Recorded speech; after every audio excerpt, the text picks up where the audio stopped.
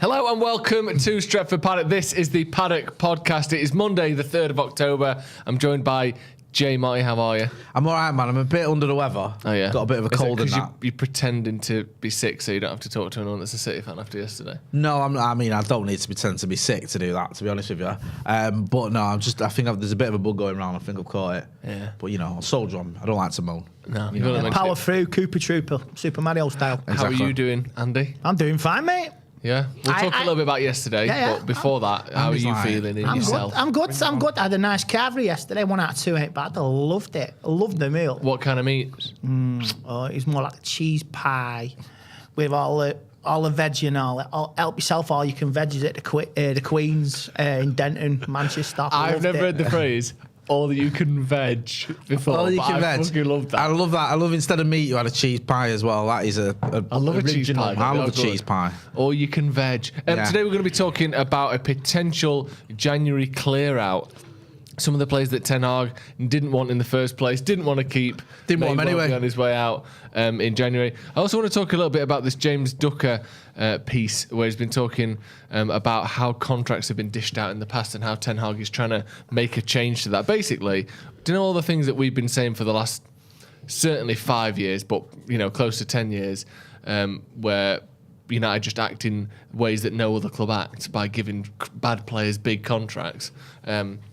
And buying the wrong players. Ten Hag's trying to correct some of that, and he's feeling a little bit of pushback as well. Imagine letting a manager decide who stays and goes. I know. Stupid. Should we start with a sort of Varane injury boost before we get onto that? Yes, because we saw him go off against Manchester City. Like, was it his ankle? Mm-hmm. How's he getting on? He sprained it. Right. Okay. But apparently, it's not expected to be a long-term injury. Good. It's just a short-term thing. So what we're saying, a week. He's out the Europa League match, definitely. Yeah, he'll be out the Europa League match. Apparently, I think L'Equipe last night sort of announced that it was a sprained ankle. But then, according to the MEN, it's not expected to keep him out for a long-term period. He went down in the 40th minute. Sources have described Varane's injury as not bad.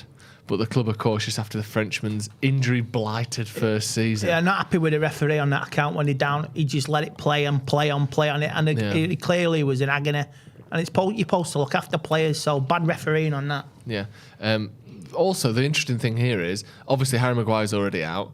Axel Tuanzebe's been described as long-term absentee by Ten Hag. If we get another injury to a centre-back, it's Mengi or... who are the other options? Jones? Yeah. Will Fish? He's on loan in here, I think. You can always recall him, I suppose. Yeah, we are looking... It does look a little bit ropey. Most clubs have 4 centre-backs, don't they? Of course they do. That's what we've got. You could, in theory, maybe go with no, that doesn't really help. I was going to say maybe you could go 3 at the back, but that doesn't help you. If you move Shaw over there, you still need more 2 centre-backs. You still need 2 centre-backs. Yeah. It's a little bit worrying, but we kind of knew this with Varane because even though he's been playing well, it's never a question of his quality. You don't win 4 Champions Leagues if you're not good. It's just the injury issues. I think he played, like you said, 20-odd games last season. Had a good start to this season. You're hoping he's going to stay fit. Yeah. And then picks up a knock like that, and then you worry because you want your centre-backs to be able to build a form of relationship.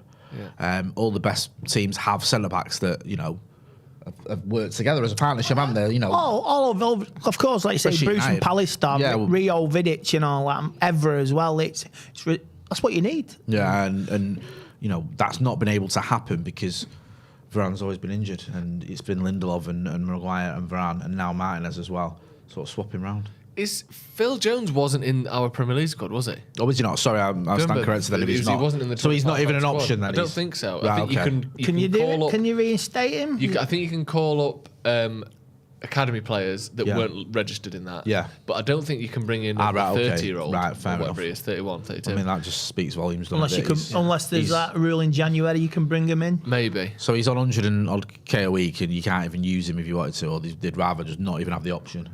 By the sound of it, yeah. Okay. But hopefully Varane will be back before. I get that as well, but I'm not advocating Phil Jones coming back into the team. You never know. Fingers crossed. Hopefully. Touch wood. To be honest with you, if he's not 100%, Varane and Lindelof and Martinez for the Everton game wouldn't be the end of the world. Yeah. I know it's just getting through the next 2 games. Yeah. Fergal McClements, who's been a member for 11 months, says, does yesterday really matter if we didn't lose anyone to bad injuries? We do need to just forget about it and move on in the same process because City are Agreed. a bit of a freak. Yeah, we haven't really spoke about the game yesterday much, Andy. Obviously, we didn't get you on the channel because you were away. But Away's been doing a bit of heavy lifting now, isn't it? Yeah, I was in a pub watching it, having a meal as well. So Look, you know, he was away at a carvery. Yeah, Away makes it sound like he was. You're tying in family and football at the same time. I can multitask. Where were you? Whereabouts in the country were you? South Central Droylsden, you know what I mean? That's what I mean. Away in Droylsden. Like, you know, the way you said away makes it sound like he's on holiday or something. It's like, he's been away. Oh, you've been, say what, Andy, looking well. He's been away. Yeah, I've been South Central Droylsden. Oh, right, okay. Droylsden is a holiday. Yeah. I'm not saying anything. I'm not saying anything. Yeah, it's a holiday from reality. He's Stephen Housen. But give me your thoughts on the game yesterday, because we obviously you came before the show, and your general demeanour didn't seem quite as down as you have been after some of the big defeats last season. No, because like they are the Death Star, and you're going in there basically to try and do something and get something. And I say I was a bit disappointed, but you move on. I got over 5-1 when I was 14. I got over 6-1 10 years ago. I'll get over this. So it's no skin off my back, and they're the best team in the land. It's just there was a little bit of pride, but I thought with the goals we scored, best goal of the lot was Anthony, so can't argue with that. But I'm just disappointed with the players who played last season as well. They should have known better. McTominay, Rashford, Sancho, even De Gea. Jesus, you've been spanked twice at the Etihad in the space of 6 months. So, like I say, Eric Ten Hag's criticised him, and you're expecting criticism next couple of days, and at least there's no apologies and all the, you know what I mean? I was sorry. I'm glad to not hear that. It seems like they've sort of learned from that, social media-wise at least, and obviously Ericsson came out after the game, didn't he? But someone just has to do that contractually. Move on to the next game. I'm glad there's not been loads of... Don't let it consume you, because it's not consumed me. And I didn't have a meltdown last night. No, did the 2 goals in the second half sort of help get rid of some of that feeling a little bit? Because at 6-1, I felt pretty terrible. But then at 6-3, I know it's not much better, but it did feel better, didn't it? Yeah, to be fair, Martial, I didn't even know he was on the pitch until he scored. He was that quiet. No disrespect to him, but he needed game time. And like you say, he needed it. And I think he's a start for Thursday. Definitely, because I didn't see Rashford bring anything to the table. I didn't see Sancho. McTominay, I think now it's the time for Casemiro now. Yeah. I think it's the time for Ronaldo, because that good feel vibe, you could see why we haven't played for a month. It sort of cost us due to incompetence from the FA. You could have played at least one game in the league. So it's just that dust yourself down, move on. We play them again in January. We'll deal with it when we play them in January. Or is it March or something like that? We'll deal with it then. Those 2 goals, I mean, again, obviously, we still got battered. Like, we still conceded 6 goals, whatever. It does feel as though it's most United fans I've spoke to, and the mood online does seem to be like it might be not quite as difficult to pick themselves up from that as a 6-1 would have been. Yeah. It feels like, obviously, that game was awful. We got battered. No two ways. But it feels like we could pick ourselves up from that and go, okay, shit game, no good, but we got a couple of goals and maybe we can move on from there. Like, it feels like we can put it behind us much more easily than if it had finished 6-1. They didn't give a toss with half an hour to go. Rashford, Lingard and all that. Didn't give a toss. At least some players give a toss yesterday. Yeah. What do you reckon to that, Jay? Yeah, I mean, just from a fan's point of view, you know, I think part of the reason is going into that second half, with 4-0 down, you feel the worst, and I mean the worst, where you're thinking this could be 7 or 8-0. This could be a, you know, record-breaking defeat for not just for the derby, but for Manchester United. This could have been our biggest ever defeat. And thankfully, we rallied round a little bit. And yes, it is still frustrating and embarrassing getting beat 6-3 off Man City. But compared to how you were feeling or how I was feeling at half time, I can sort of stomach it a little bit more. I can see like, okay, like Andy's saying there, at least there was a little bit of fight this time later on. Like last season, there was nothing. It was like a training game. You saw Andy, you saw Martial, you saw Fernandes didn't stop giving up. All right, some of the quality wasn't there at times, but there was players up for it who kept going. Hence the reason we were able to get a couple of goals or 3 goals, sorry. And I know that City made changes and took the foot off the pedal, but you can't knock scoring 3 goals in a half against Manchester City. It's There's nothing bad about that. No. I think you've got to get a balance now understand the argument of putting it behind you, yes, but you have to acknowledge it. You have to learn from it. You can't just go, oh yeah, everything's all right now. No, forget that. Absolutely not. Haaland's just a freak of nature. Foden had, a mint game. What could we have done? You have to go, actually, we could have done this, this, and this, and we need to be better at it. And we learn from that, and then we move on. And I think that the way Erik ten Hag's spoken after the game and from the noises we're hearing as well, he does seem like someone who, we saw after Brentford, didn't we? Extra running. He will get players in. He will address the issues that have caused us to have such a catastrophic result. He said, catastrophic even. Ten Hag was quoted as saying, "It's an open door. This performance was unacceptable. As a team and as individuals, we will criticise each other, and then we will learn the lessons. And we have to do better starting on the next game." Like he's basically saying, if you've got something to say it. Yeah. What do you make of that? Just get it out and then go again. Well, there's been too much sniping, hasn't there, in the press? Yeah. Players running to their reporters or someone's camp leaking something and, or cryptic messages or cryptic things on social media where you get the impression that certain people aren't happy with other people or certain players are not necessarily taking responsibility or happy to blame others. If you've got something to say, say it. If you think someone's in your dressing room pulling the weight, point a finger at him in front of him and go, you need to fix up. Because if you listen to any ex-player from the successful era in Manchester United, whether it, Keane, Neville, Robbo, McClare, whoever, they all say the same thing. Big personalities in the dressing room that let you know when you weren't performing and would also take responsibility when they weren't. And that's what we need a bit more of. Agreed. Sorry, go on, Andy. I sent you that thing this afternoon. That there was a rumour going around about Scott McTominay, another dressing room leak. I think it was it's just the press. The knives are out after this. They just want to cause an issue. All the press, because we've lost 6-3.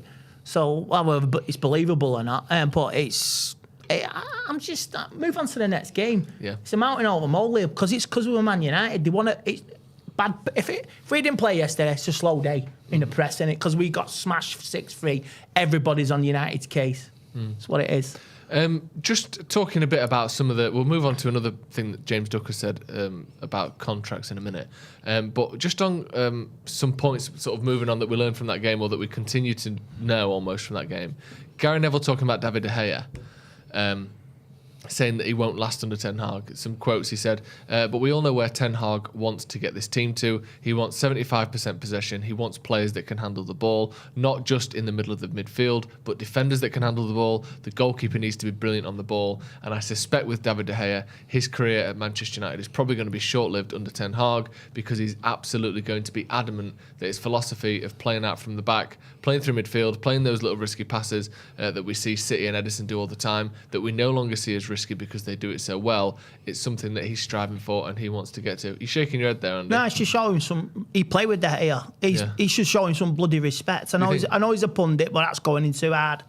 Really, I know he's angry. I get it. We're all angry, but show some respect. He's your former teammate. You know what I mean? I know Roy Keane was critical yesterday as well, but let's just say show some respect to a former teammate. Because was it last month? I seen it was an overlap. He got brutally criticised for going in on De Gea in his first season. Fergie phoned him. Why are you doing that, sir, the poor lad? Leave him be. Just leave him alone. Is it not an obligation, though, Andy? You say leave him alone. If you're a pundit and you see something, that you have to call it. Like, I understand what you're saying, but Gary Neville works for Sky, and if you get asked about David De Gea, to turn around and go, he's an ex-teammate, I ain't got nothing to say. It's not MUTV. Do you know what I mean? I understand your point of being sort of respectful for your own teammates, but if you're like, I don't think that, in all honesty, he's overly critical. I think he's not saying De Gea's a bad keeper. He's not saying he's rubbish. He's saying, in this system of playing out for the back, I don't know if De Gea fits into that system, which I think is a fair criticism, if you can call it that, of De Gea. And it's a question that's sort of been lingering on it in the air. You remember, like, the Dean Henderson thing with Wally, why was Dean Henderson getting in the team and all that sort of stuff? And that was Ole Gunnar Solskjaer now, Erik ten Hag obviously loves to play out the back a bit more. So I understand your point about being respectful. And that first season, I remember that season, was it the one where, away at Spurs, he went into him, didn't he? Yeah. Remember? He laid into, and he kept giving Joe Hart a pass, didn't he? Like Gary Neville, we would never criticise Joe Hart. And he laid into David De Gea. And David De Gea at the time was barely putting a foot wrong, but any little thing he did. But I think sort of questioning whether he can fit in a Ten Hag system, to be fair to Gary Neville, I've heard a few people question that. It's a thing that keeps coming up again and again. You're going to have to wait and see. Yeah. Time will tell. He may be right in the long term, but he's trying to keep a borderline fifth, keeping it respectful and not, you want to just knock the players' confidence once and for all. I was certainly with the whole De Gea thing, and I've been critical of De Gea in the past. I don't necessarily point a finger at him yesterday. I think, he didn't exactly cover himself in glory. No one really did. But I don't blame him for those 6 goals. I think other players further up the pitch. The team effort. They're all responsible for yesterday. Yeah. I mean, I feel sorry for Masia. I can't even pronounce his name. Malacia. That's baptism fire being thrown into that. Yeah. He got roasted yesterday, but he'll learn from him. He's a young lad. Never learned from it. Then remember his debut. His debut against City. I thought, who is this guy? How did he get to a Champions League final? I remember saying that. So, it'll do him good. It'll do the young players good in the long term. I'm sure Eriksen, I'm not going to go in on Eriksen because he's the best one of our lot. And they'll come good again. You just got to deal with it. Hope so. Dan says, what's Jay sucking on? Sorry, sorry about that. I've got a Strepsil or other lozenges are available. I've got a right throat. Apologies, no one wants to hear that. Probably yesterday and I was screaming if he did when he went home. Yeah, exactly. Other lozenges are available, like we might be sponsored by Lockets. Yeah. Coming up from Cavonia. Yeah, he's Lemsipping it up as well. So actually, it's not Lemsip. It's Boots' own or whatever. It's an off-brand replica. Yeah. He's going to be tripping going home on the tram, I tell you. We aren't sponsored by Lemsip, but we are sponsored by Manscaped. Nice. Really good, wasn't it? Yeah, excellent. And welcome to Fresh Ball Fall. No, or as Joe. we call it, Fresh Scrotum Autumn. Thank you. Autumn, that is. It's a Fresh pun. Scrotum Autumn. Yes, Andy. It's the season of pumpkin spice and making sure your crotch looks nice. Well, you said it then. Fresh Scrotum Autumn. Fresh Scrotum Autumn. It means sipping a cider in a winter's breeze, an autumn breeze, and using Manscaped products to trim your balls with ease. That's right. Today's show is brought to you by Manscaped, a company that is here to make sure your foliage isn't the only thing shedding its excess leaves. Not bad, that is it? Nice. You made Nice. Join the 6 million men worldwide. That's basically who trust everyone in Manscaped. It. That is genuinely so many men, isn't it? That's like at least 1 in 2. Yeah. That's... How many followers have you got on Twitter? 5.8 million. That's more than that. And Jay's got loads of followers. I haven't really.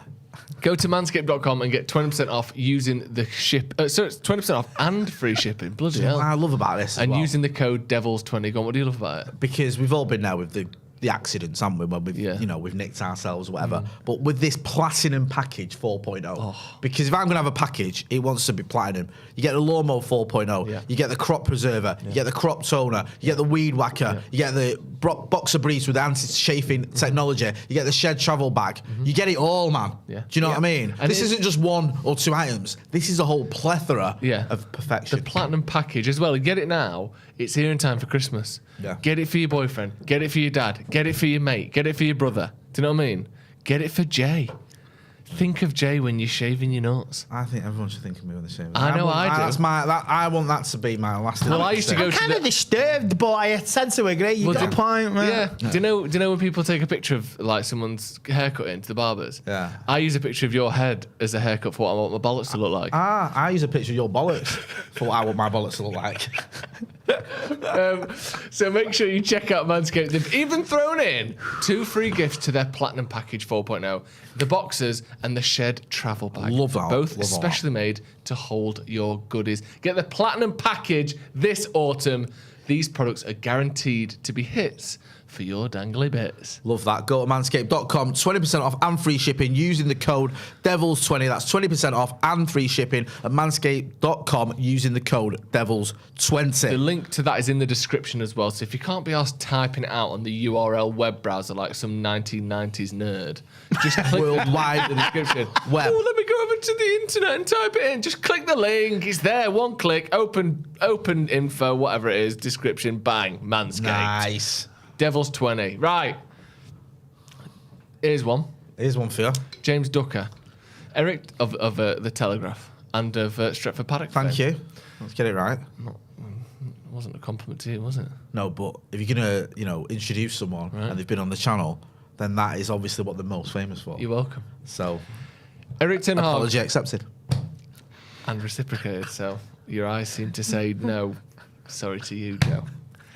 Erik ten Hag has told Man United's hierarchy not to dish out any new contracts until he has determined who warrants them.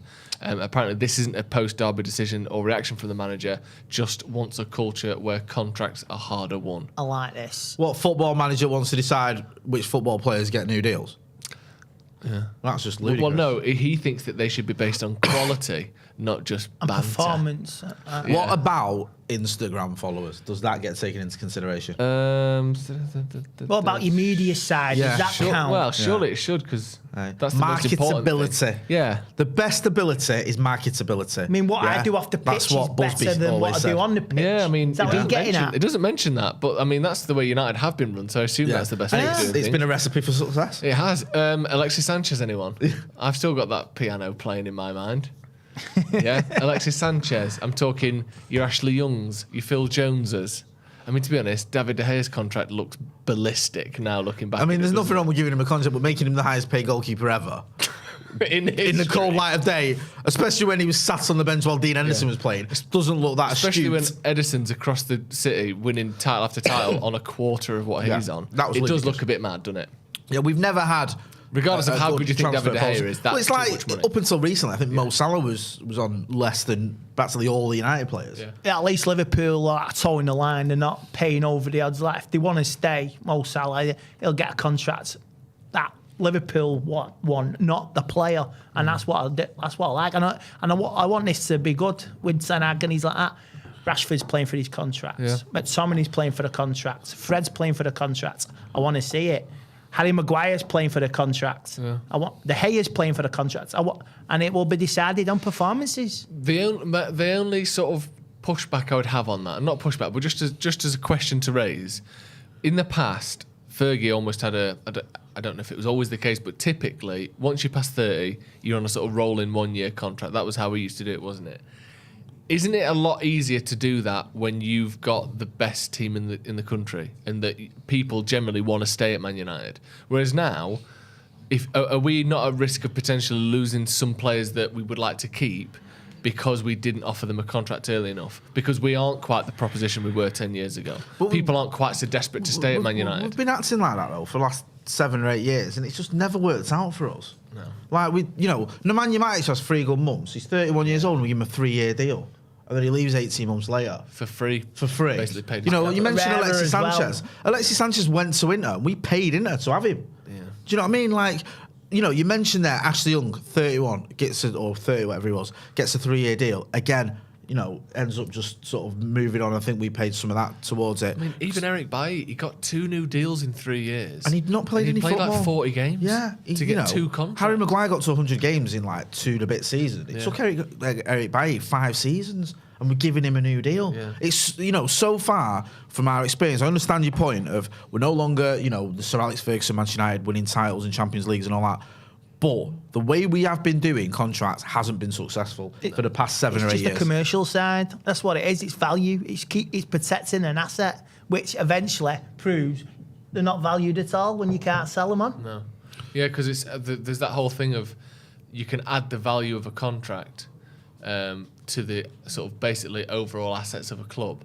Like, because that's just how much it would cost to pay off this contract. If you've got that, then you can say, well, we're worth this because look at all these assets we've got. When really, they aren't worth that to you because they're not getting games, and they aren't worth it to anyone else, and you can't because you can't sell them. No. So like you basically just it's basically falsely overvaluing the squad for the sake of being able to say you're worth a bit more. I think the whole structure at Manchester United in contracts, in signing players, in selling players has needed an overhaul for a while. We're so bad at so many parts of it. We've been poor in the transfer market over the last 9 years. We've wasted too much money. Mm-hmm. We've been bad with dishing out contracts, long-term contracts to players that are either surplus to requirements or not the levels we need to. And we've been terrible at selling players for decent money. You look at the players that have moved on from Manchester United, how often, other than Dan James, have we got good money for players? Most of the players that left in the summer, if not all of them, apart from maybe Dylan Levitt, left on a free because the contracts ran out.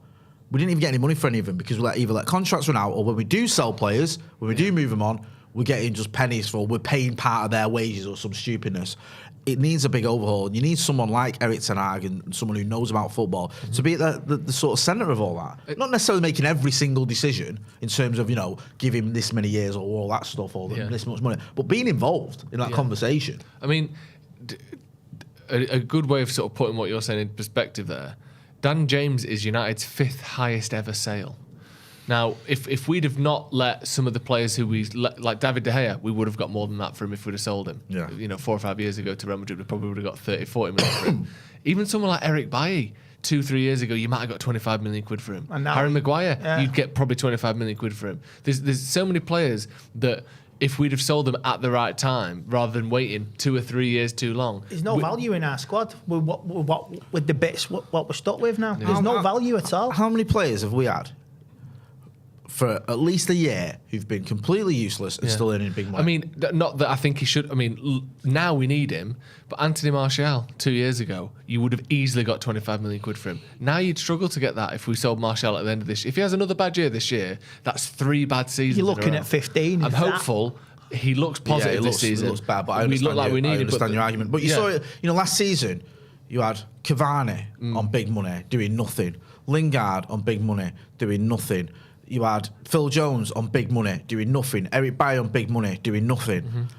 It's just like you look at it and you go, all those contracts, all that money you're hemorrhaging on players that don't want to be here or aren't any good to you. Yeah. That could be another player that makes a difference for you. Paul Pogba's another one. Yeah. We had offers for him. There were rumours of offers from the likes of Real Madrid and even PSG 2 or 3 years ago. We said no. We lose him 3 years later for nothing, with no trophies to thank for it. It's like all these rumours coming out now over the years with the contracts and all that. People are getting criticised. You see the players. Henderson I was given promises. Jesse Lingard was made promises. Contracts been given out and are just sitting there rotting. Yeah. Yeah, it's everything. It's everything. Jesse Lingard, perfect example. Why didn't we take 20 million quid for him from West Ham at the start of last season? Even on the 11th hour. He comes back, plays like 10 games all season. Newcastle in January. Exactly. Jesus Christ, just sell him for 15 million. We need him. He hardly played. I know. And when he didn't do anything. No. It's just ridiculous. Like, the way we've sold players is as irresponsible, if not worse, than the way we've bought players. It's like you look at I think Laurie made this example of you look at Liverpool. Was it Nico Williams? They moved on to Forest. Yeah. For 17 million or whatever it is. Guy, he's in the Welsh team. He's doing all right. He's played. He had a few appearances for Liverpool, I think. Nothing major. They get big money for him. When I say big money, decent money. A good chunk of money. 16, 17 million, right? 2 of them, and you've got yourself. You can buy a first-team player. We've got Dylan Levitt, who again has been in and out of the Welsh team. He's sort of featured in a lot of Welsh squads. Has a good loan spell at Dundee United, sorry, and then goes for 300 grand. Yeah. Now, I'm not saying we should have got 16 million for him, but should we be getting 1/30th or whatever it is, or 1/40th of what one of his teammates is getting? Or the one who went to Everton, I forgot what it was called. James Garner. James Garner, absolute disgrace. How we let him go for that. 9 million for I think up front, and then add-ons, and it's like, I don't mind as much if it's sort of 10, 15 or whatever for academy players that haven't played a lot of first team. I get that, but it's like you saying as well, when you've got that and you've got these players just rotting, doing out for you on massive money, and also what sort of an atmosphere does that create within the sort of the squad and the training ground and everything else when you've got these players just basically tossing it off because they're on massive money? And Cavani last season, I liked Cavani's first season. Last season, didn't want to know, couldn't be bothered, just practically practically useless. Yeah. And what's that saying to someone like Charlie McNeil, who's coming through the ranks, who's chomping at the bit to get in the squad? Do you know what I mean? It's like, one of the players is in your way for the money at the end. Is someone who just don't want to be here. Do you know what I mean? It's not a great sort of atmosphere, and it's not a great sort of method of operating. And if you look at the successful teams, look at City, for example, all the players they've got serve a purpose. All the players they've got, I know City spend money, of course they do. They spend billions over the years, whatever. But all the players they've got, you can see want to be there. Yeah. And when they get a player they probably don't need anymore, like Gabriel Jesus or Raheem Sterling or Shinchenko, they move them on. They don't wait for that last year where they're playing shit, they're barely in the team, they get 8 goals, and then sell them for if that was United, we would have kept Sterling. For 50. Yeah. Oh yeah, they got a nice little profit on all 3 this summer. Yeah, we'd have kept Sterling for another 2 years, so he's 30 odd or whatever, or 3 years, and he's had 2 seasons not doing anything, and then got 5 million for him or something. Yeah. They get money for him because I know it's City, obviously they're obviously a better standard of us at the minute, unfortunately, but we can do things like that. We just don't do it. We can let players go when we don't need them anymore and get money for them and use that money to reinvest in the squad. Because we've already got these owners who are bleeding the club dry. So you think if we actually had a shrewd transfer policy, that might make up for it a bit, but it doesn't. No. Donny van der Beek's another one. Obviously on the thumbnail there. Looking completely surplus to requirements at the minute, isn't it? Me and you, I think we did the transfer window, right? Deadline day. I will never, as long as I live, understand that transfer policy in that summer, right? We had areas of the team that we needed strengthening, yeah? All right, tell us, I understand why we got him. Was it 10 million, whatever, gives Luke Shaw a bit of a kick on the backside. Cavani made sense despite the fact that we waited far too long to get him when he was a free agent. Then you went out and you got Amad Diallo and Facundo Palestra, two players who maybe they'll make it, maybe they won't, who knows. You also got Donny van der Beek, who, it doesn't like Ollie even wanted him. And all those three players, you spent it in about 80 million quid in total, right? Or maybe 70 million quid in total. We had this big hole in the middle of midfield that needed filling, and it weren't getting filled by him. I just don't get that. I don't get that window, what the thinking was behind it. It was just stupidness. It was panic buying because he spent all that summer chasing Jadon Sancho. You're right. And he wasted it. Oh, they'll budge. Dortmund didn't budge. It was absolute fucking farce from Woodward and his crew. And on the last day, it was panic. Oh, get Cavani, get these two little young kids. We need to do something. Yeah. They've hardly played. No. And they might be good. Listen, I'm not having a dig at Palestra or Diallo. Yeah. They could be very, very good players who could go on to have long careers. But at that time, did we need them more than we needed other players? No. Have they improved Manchester United? No, because they're not getting the look in. No, and again, like you said, I always feel a bit harsh criticising young players. It's not a criticism of them. But they're not what we needed. No. And that's it's the improved by scouting the fact they've been system. here for 2 That's years what and it not is. played. It's not the players. It's not the individuals' fault. No. It's the scouting system and it's the tactics and negotiations. It has to be overhauled. And I'm glad Ten Hag's going to get a grip on this because they're desperate. Let's say the Yanks, they're clinging on to power for God knows how. They'll do anything for Ten Hag and to appease the fans. They are desperate and they will give him control. And I'm happy on that count. But still got to get him out. The weird thing is as well, I like Sancho and that, but the jury's still out on him. He might not even work out. He's like Andy said, we spent the whole summer trying to get him. Then he was our marquee signing the next summer. And he has had 3 managers already. He might not even be the guy we needed. And it's like, he spent all that time and energy and effort, and he was the one player that we wanted. And it took us 2 years to get him.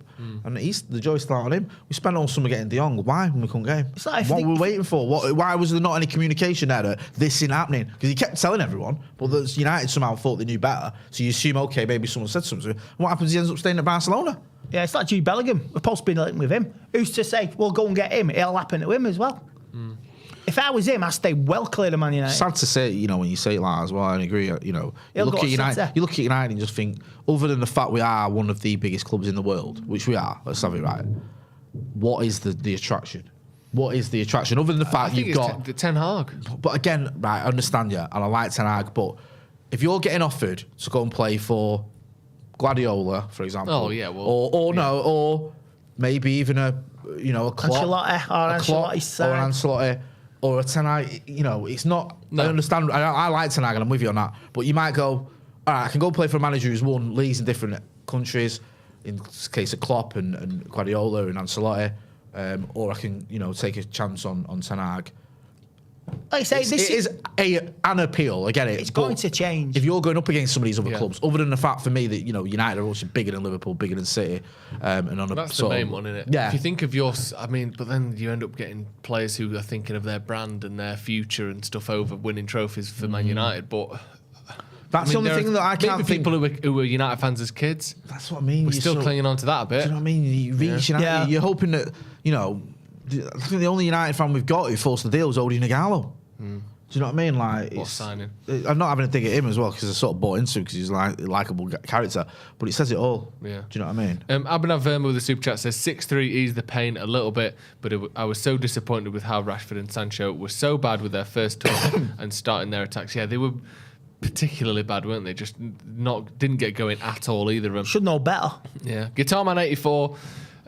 We need to start giving Garnacho a chance before he gets his head turned by other clubs. Our insistence to stick by Marcus will cost us another talent. Garnacho wasn't even on the bench yesterday, was he? No, I don't think so. He was sat next to Maguire in the stands. Do you think he should be playing more, getting more minutes than he is? Yeah, I don't know.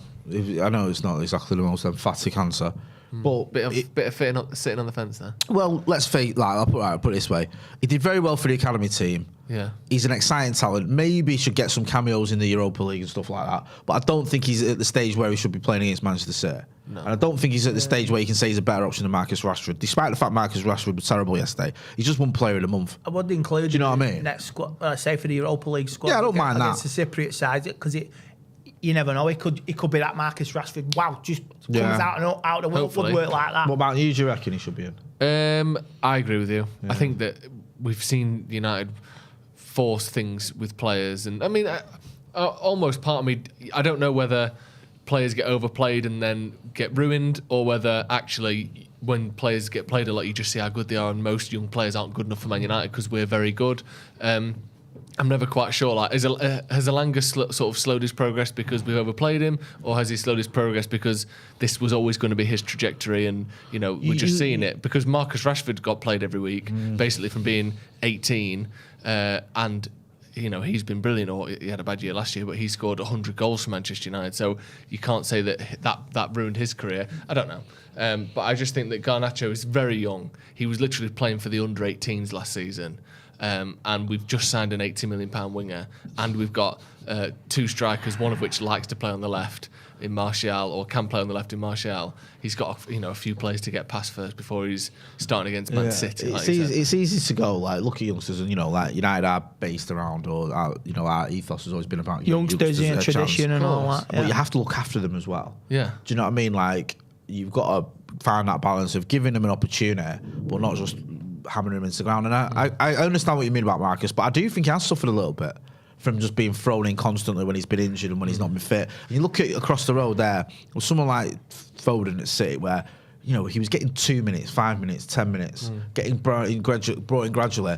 We've seen Marcus Rashford hobbling around the pitch. Well, yeah, I don't mean playing him through injuries or playing him when he should have a rest. I just mean like he was playing against Arsenal, like his second game, and he was scoring 2 goals. I just feel like, and part of it's capable. not.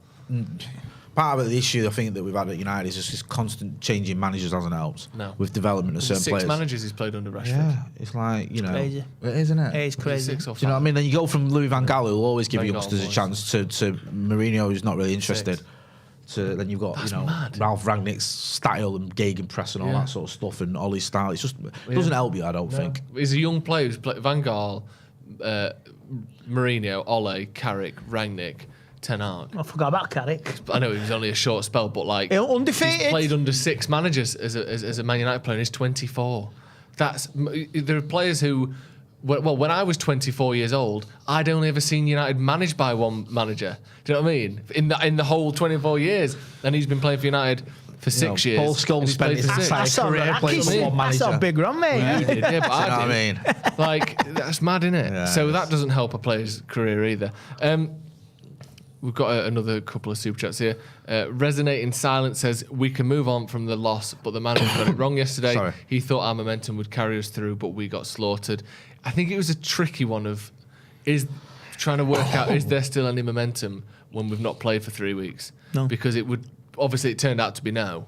But I think that's the kind of decision he had to make, wasn't it? And obviously it didn't work out.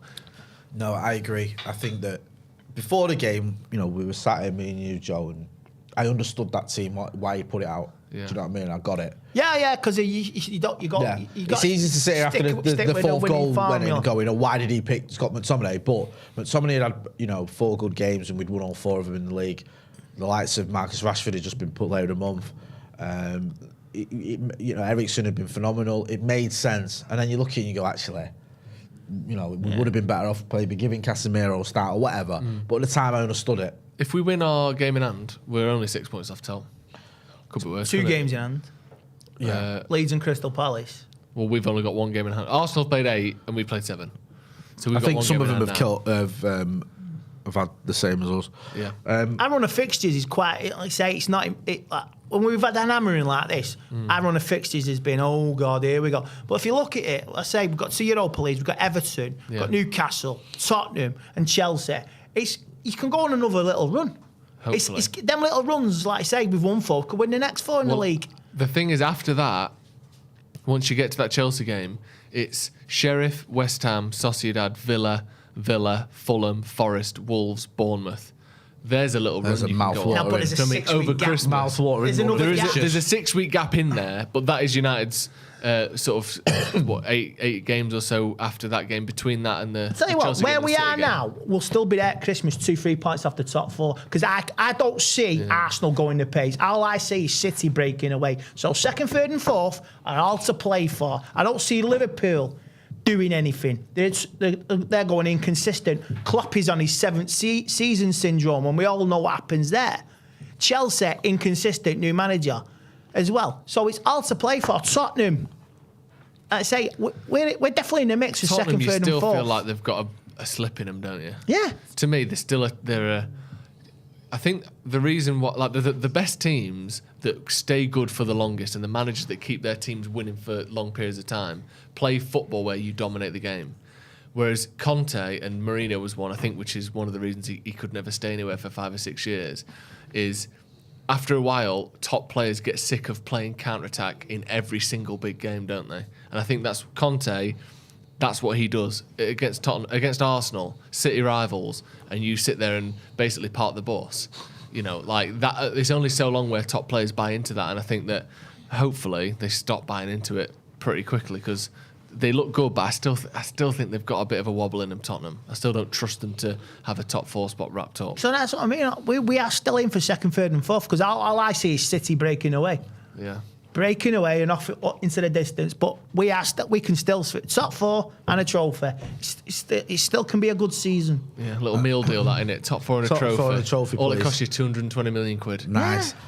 Should we do With a bit of boys, sauce as boys well. of the week? Yes, let me just get to a few super chats first. Troy Superstar says, guys, lighten up. We're winning the league. Drop 3 points, not the end of the world. Only 6 points off the top. It's ours. Nice. Yeah. Robert Wilhelm says, we can't go from reading 10 new players to expecting us to beat City. Ten Hag is still learning and developing his team. Top 4 is still on for us. It's a good point. At the start of the season, we all said we need 6, 7, 8 players minimum. We've got 4, and now we're going, why can't we beat City? I mean, we're not saying that, but I think it's a fair point. Troy Superstar says, Ten Hag failed miserably. Worst of all, he failed to make adjustments. Hang on a sec. He said we were winning the league a minute ago. Fellas, winning the league is not linear. Remember Leicester? This is our season. Okay, he's come back.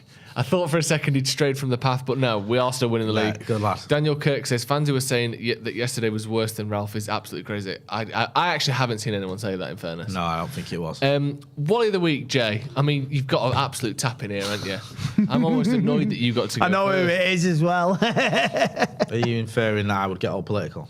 Well, I mean, you're fuming that you have to pay 45p taxes again, aren't you? That's why you're annoyed. He So said annoying. U-turn, more like a my turn. I know, Do you what I mean? right. I thought he thought you Devastating news in the Mottershead household. That. How much do you know you what I earn in a mean? year? 400-500 grand? Surely. I don't carry cash around me. I don't use money because I'm not rich. You go into a Do you know shop what I mean? and when someone goes, how much is a pint of milk? And you go, like a bond. I'm like, just you know, one Rishi bond. Sunak when he went to use the thing, and he was like that with his phone. Like, say, there's the thing where you put your phone. He was like that. And he was like that with his item. Rishi. Going, no. Rishi, why are you tapping your bread on the chip and pin device? Because he'd never used a card before or his phone. Because things just pay for themselves. Yeah, it's like when that's you. the super rich. That's the sort of level I'm at. So you're annoyed So at I'm Trust for U-turning. fuming with Kwasi Kwarteng for letting me down. Do you know what I mean? We had all that money on set for it. Thankfully, though, he stuck with his banker's bonus thing. That's good, isn't it? Yeah, I thought he was You'll be going loving that. to bring in that. Amazing how cat they back all in. run up, they go disappear for a couple of days after they announce it. I know. Liz And then come Truss back. getting absolutely roasted on the radio. Loved it. Well, I love yesterday her going, we will, I stand by it. Yeah. I'm 100% Are you going to do a backing it. U-turn? No. Tough. It's tough. It's a tough tax. That's what it is. Tough tax. But the thing is, if she'd have preempted it, it wouldn't have been a U-turn. It'd have been like a sort of horseshoe-shaped turn. Whereas a U-turn is, do you know what I mean? You have to pretend you're not going to do a U-turn until you do Just it. because you want to heat your stables and your mansions, Yeah. and people are struggling. I seen a video last week of some girl on Sky. Oh, rich people need to heat their home, their big houses and their Yeah, that's the thing that stables. people Arrogance forget. of that woman. People forget though, don't they, Jay, that you talk about like your nan heating a small bungalow. Think how much it fucking costs for a rich person to heat their mansion. Do you not even think about that for a second? Do you think it costs a lot for you? How much do you think it costs for them lot in the castles? Imagine the cost of heating your swimming pool as well. Yeah, your swimming pool, you know, heat.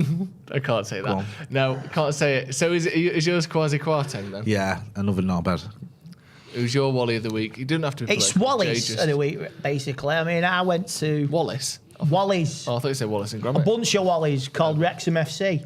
Because they were... Are you not a fan of Ryan Reynolds and who's... What's his name? I'm a fan of Ryan Reynolds Rob and Deadpool. What's his name? Rob McElhenney? Yeah. It's just Wrexham fans. I went to watch Oldham Saturday and they give it their all and they just fell short, lost 2-1. But it's having a fighting because you've not played for 17 years. That's a hell of a grudge. I want to know who... You've been out of the Football League for that long and they're having a scrap outside Tesco every little helps in Failsworth. Who would win in a fight? Who would win in a fight between you and that bootlegger? Bootlegger? Yeah. I don't know. I think Andy. I think you'd take him. I'm from Ancoats, mate. Yeah, I've lived Rutherford. He's 11, exactly. The flamethrower. You'd knock him in the next week, kid. Don't worry. Who's my Wally of the week? Great question. Cheers for asking that, Jay. It's all right. Huh? Is your Wally of the week the left-wing media for attacking Liz Truss? Yeah, probably the woke mob. The woke mob, Jay. No, I don't know who it is actually. Oh yeah, because it's not like there's lots of people to choose I'll tell you from. the Wally of the week is, Go and on. this is really niche. That fucking iPad that's behind. Oh, do you know what? Right, we've lost Joe to an iPad this week. Honestly, right. So Honestly. for the derby, I was like, right, new features for the watch along. I'm thinking like live screenshots from the game. We're drawing sort of like graphics and stats and all that, all on the screen for the watch along. Really sort of full statistical analysis experience for the like the old Sky Sports. Yeah, like really going for it. And we practiced it in the week. Got Abdul in. He was going to go through it. Did a run through. Perfect. Arrive on Sunday. Don't work anymore.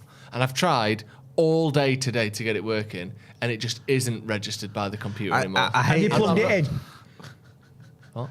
Did you plug it in? Charge it? I told you, didn't I? I said that to you. Yeah, you press the on switch. Yeah. Eh? Everything needs a power source, mate. Did you put it in the oven? 200 degrees Celsius. I microwaved it. That's 200 degrees Fahrenheit. But anyway, yeah. So I'm. You can't trust tech. Honestly, I saw Joe lose his luster yesterday. Not with the game. I still got Not with the game. PlayStation 2. He was just so frustrated with it. United losing 6-3 was the least stressful part of my day. You were more annoyed at this, the iPad. And I hated it because I haven't got any advice for anything like that. Because I'm like a Luddite. I mean, I'm not going to lose any sleep over yesterday. I hope the players lose sleep and get worried about it because of the reaction of Ten Hag. But I'll jog on. I enjoyed my Sunday carvery. Just like with your cheese pie. And is it still a carvery if you had a cheese pie? Because you can't really carve a pie. He did carve the pie and give me an individual portion. Oh, did you get a slice of it? Yeah. Oh, right. Was the meat as well? There was meat available at the carvery, yeah. But I got one sausage. Sounds like a very cryptic load of veg. Like, was the meat? There was meat available. People it's very much a Partygate answer, isn't it? Like people are piling veg like some people may have had meat. Some people may not have had meat. Yeah. Meat was eaten at the carvery. The carvery. Allegedly. Yeah, allegedly. That's all you need to know. Fine. You know, what we are focusing on is that the gravy was delicious. Yeah. The meat isn't up for question. Yeah. Right. Thank you very much, Andy, for coming down on what has been a solemn day. But actually, I think we've made the most of it, don't you? I do. I've enjoyed it. Yeah. In the wake of a spanking, let's face it. What? Off and on the pitch for you, Jay. Your wallet's been hit hard by the reintroduction of the higher tax rate for the top tax bracket that Jay's still smarting from. That's going to be all from us. We'll be back tomorrow for the preview for Manchester phone United is still in my mum's name. Don't forget that. I'm not even kidding. The Baroness of where is she from? Thank you very much for joining us. Hit subscribe if you haven't already. Andy Tate is unblocked on Instagram, so go and follow him. Cheers for find Andy Tate. The only Andy Tate that matters. Yeah, I'm back on Instagram, so go and find me. I'm not going to give it out yet, but I need to sort out a few more bits, but I'm back, baby. Thank you to Manscaped as well for sponsoring us. Again, use that code DEVILS20 at checkout for 20% off and free shipping. It's an underrated time to start trimming those balls, Jay. I'll say it. Thank you very much for joining us. See you in a bit.